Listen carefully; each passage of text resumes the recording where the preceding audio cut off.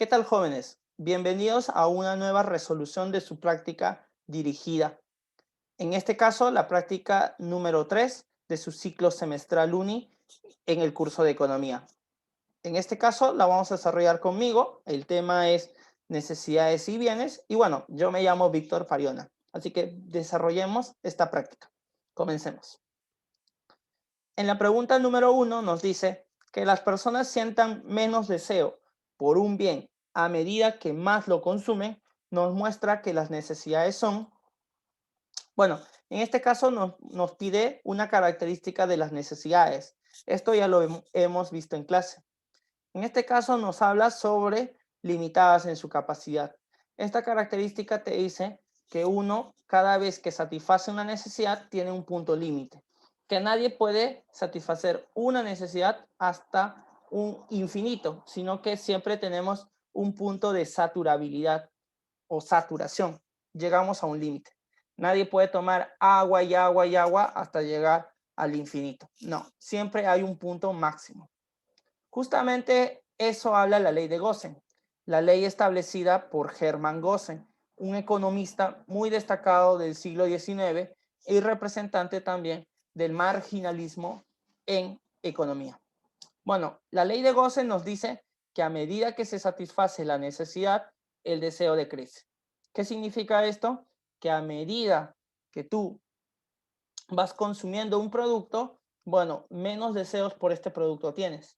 Por lo tanto, llegará a un punto donde ya no lo querrás consumir más. Asumiendo entonces que toda necesidad tiene una limitada capacidad. O sea, que tienen un punto límite, un punto de saturación. En conclusión, si las personas sienten menos deseo por un bien, entonces las necesidades son limitadas en su capacidad. En la pregunta 1, la clave es la letra C, limitadas en capacidad, pues todos llegamos a un punto de saturación. 1, C. Continuamos. En la pregunta 2 nos dice, cuando una necesidad se puede satisfacer mediante el uso de varios bienes, nos encontramos frente a una característica de las necesidades denominadas sustituibles en su satisfacción. Esta característica también es nombrada como, bueno, aquí nos preguntan un dato específico. Las necesidades son sustituibles en su satisfacción. Esto significa que cuando tenemos una necesidad podemos encontrar diferentes maneras de satisfacerla. Por ejemplo, tener sed, bueno, yo la puedo satisfacer con agua o con gaseosa. En general, siempre buscamos diferentes formas de satisfacer nuestras necesidades. De hecho, aquí nos dice que el hombre, al tener recursos escasos, siempre busca sustitutos. O sea, es que siempre buscamos nuevas formas de satisfacer una necesidad. No hay una sola forma de satisfacer la necesidad. Bueno, entonces, son sustituibles en su satisfacción. ¿Qué otro nombre tiene? Pues se le llama también la ley de equivalentes económicos, que es básicamente lo mismo, que el hombre siempre busca sustitutos en la forma de satisfacción de sus necesidades. Por lo tanto, la clave de la pregunta número 2 es la letra A, ley de equivalentes económicos. Esa sería la clave. Muy bien. 2, avión. En la pregunta 3. En la pregunta 3 nos dice, marque la alternativa donde se muestren solamente necesidades secundarias. Bueno, en este caso nos dan una lista. Habría que preguntarnos qué es una necesidad secundaria. Una necesidad secundaria es aquella que si logras satisfacer, tu nivel de vida, tu estándar de vida mejora. Eso quiere decir que aquellas necesidades secundarias mejorarán tu nivel de vida en la sociedad. Es, por ejemplo, la educación. Si tú logras ingresar a la universidad y tener una carrera universitaria, pues obviamente tu nivel de vida aumentará. La educación, temas como la cultura, el deporte, el trabajo, el acceso a ciertos servicios son considerados necesidades secundarias. Muy bien. La pregunta nos habla sobre cuáles son las necesidades secundarias según las alternativas. Bueno, nosotros planteamos que las necesidades secundarias serían trabajar, que es obviamente el trabajo mejora tu estándar de vida, mejora tu nivel de vida. Estudiar, la educación es considerada una necesidad secundaria. Ir al teatro, que es recrearse, y también ahorrar, que también es parte de las actividades que pueden hacer las personas que tienen mejor nivel de vida. Así que en la pregunta 3, la clave es la letra C. C de casa. Muy bien. Pasamos a la pregunta 4. En la pregunta 4 nos dice, Teodoro se despierta todos los días a las 4 a.m. para ir a la universidad, incluso los domingos cuando no tiene clases. Entonces las necesidades, bueno, aquí nos da el caso de Teodoro. Y resulta que Teodoro tiene una característica de las necesidades, que es la tendencia a fijarse. Cada vez que logramos la satisfacción de una necesidad, realizamos un proceso. Y como la satisfacción de la necesidad es un proceso agradable, repetimos ese proceso cada cierto tiempo. Como conclusión, el proceso para satisfacer una necesidad se convierte en un hábito, se convierte en una costumbre.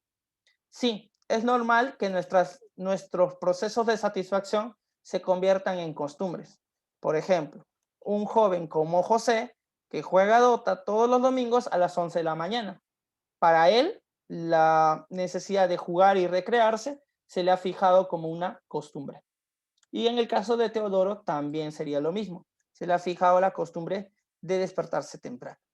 Así que la clave sería la letra B de barco. Tienden a fijarse. Si Teodoro siempre se despierta a las 4 de la mañana, se le ha fijado su necesidad y su proceso de satisfacción. Así que la pregunta 4, la letra B de barco. 4B. Muy bien. Vamos a la pregunta 5. En la pregunta 5 nos dice, relacione correctamente. Tenemos 3 alternativas y obviamente una lista de bienes que tendríamos que relacionar.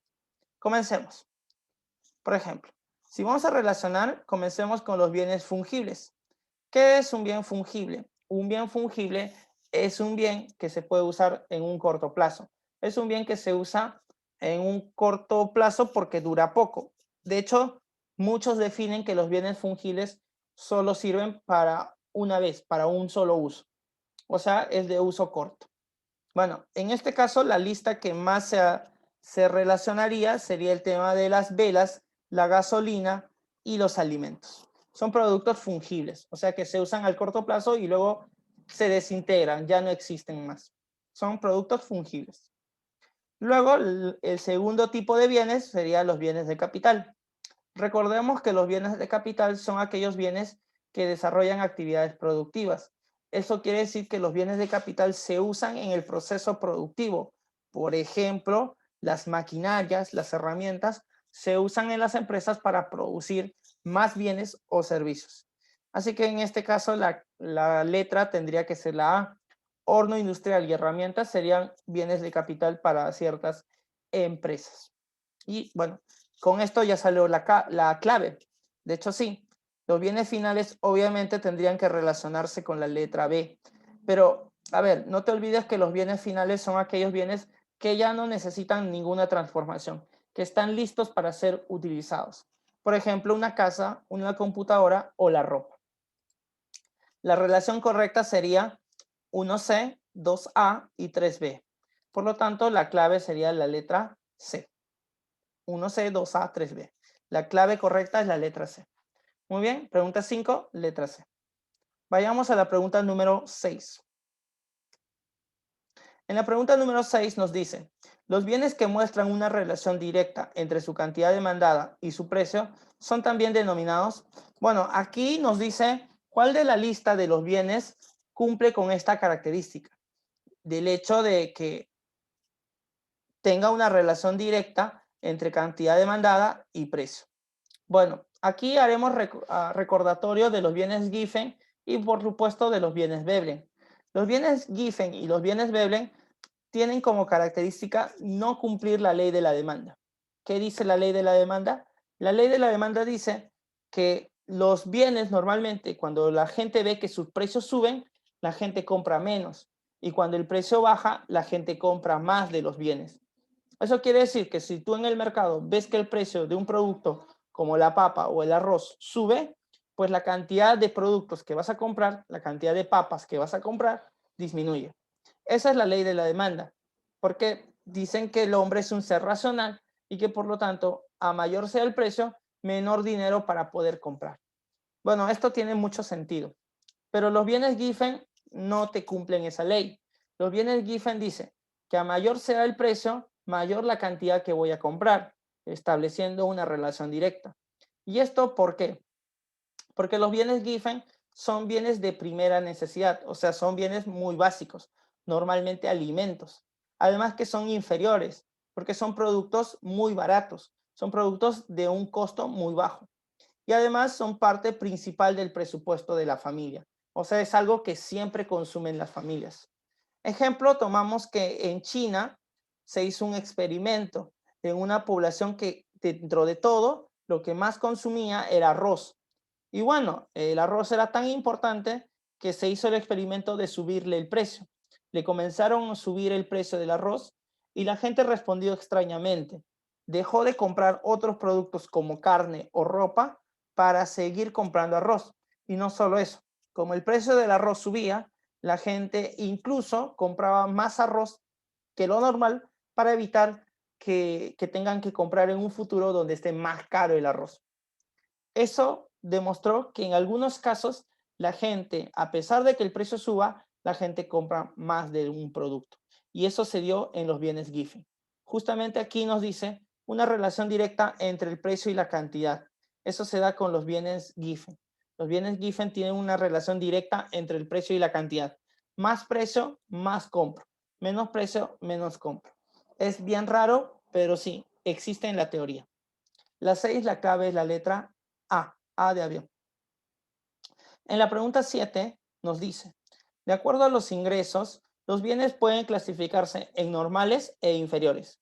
Siendo estos últimos, nos preguntan por los bienes inferiores. Los bienes inferiores se relacionan de acuerdo al ingreso. El ingreso es el dinero que yo gano. Los bienes inferiores dependen del dinero que yo gano. ¿Qué son los bienes inferiores? Los bienes inferiores son aquellos bienes de baja calidad. Son bienes de poca calidad y que uno los compra simplemente cuando no tiene dinero. Los bienes inferiores son de tan poca calidad que solo los puedes comprar porque son muy baratos. Su característica es que son muy baratos y por eso la gente los compra. Los compra cuando no tiene más dinero, entonces se resignan a tener estos bienes inferiores. Acá nos ponen algunos ejemplos como ropa usada o menudencia de pollo o margarina. Pero ¿qué pasa si sus ingresos aumentan? ¿Qué pasa si las familias tienen más dinero? Lo que sucede es que no van a comprar bienes inferiores. Como los bienes inferiores solo los compro cuando tengo menos ingresos, cuando comienzo a ganar más dinero, ya no compro bienes inferiores. Es como que yo compraba huesitos de res para darle sustancia a mi sopa. Eso era porque no tenía dinero. Pero ahora que aumentaron mis ingresos, pues ya no compro huesitos de res. Bajó mi consumo de ese bien inferior. Y ahora compro carne, que es un bien normal. Recuerden que la gente normalmente quiere comprar bienes normales, o sea, bienes de calidad. La clave en esta pregunta es la letra E. En el caso de los bienes inferiores, se caracterizan porque el consumo se reduce cuando elevas la renta familiar. ¿Qué es lo que te acabo de decir? Si ganas más dinero, disminuye el consumo de bienes inferiores. Muy bien, en la 7 la clave es la letra E de enano.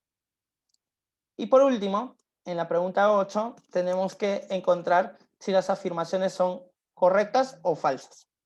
Veamos entonces. Analicemos. En la premisa número 1 nos dice, los bienes que se usan para generar nueva riqueza se le denomina bienes de capital. Esto es verdadero. Los bienes de capital permiten generar más bienes y servicios, ya que los bienes de capital son esas máquinas, el local o los insumos, o sea que permite la producción de nuevos bienes y nuevos servicios.